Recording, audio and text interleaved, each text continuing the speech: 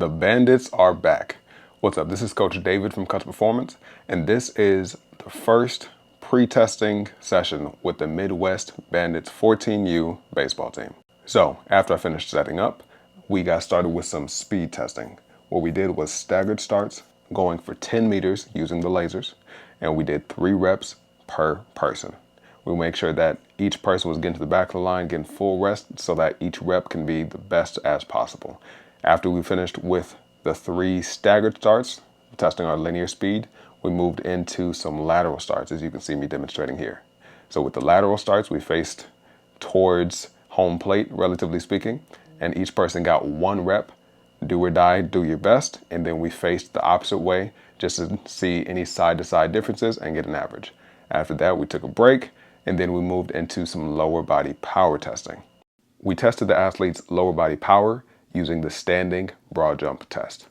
The reason why we chose this test is because it's a good indicator of both lower body power and also has positive carryover into linear acceleration.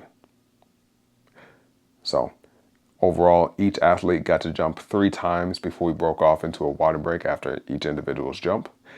After a short break, we moved into our official strength testing. So our first strength test was the 1 minute or 60-second push-up test.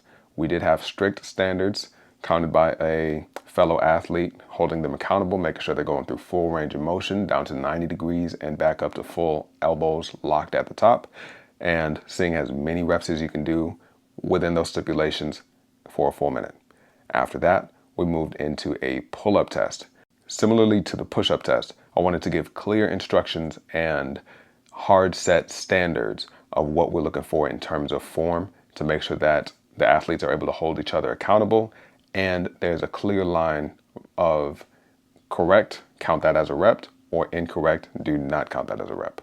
So first we started off with some hangs with an athlete, and then we moved into some pull-ups.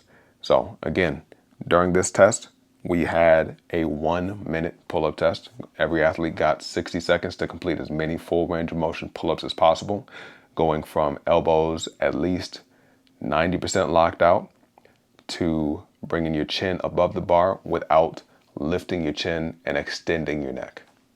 So each athlete had a fun time with that, so to speak. And then next we moved into the low plank test.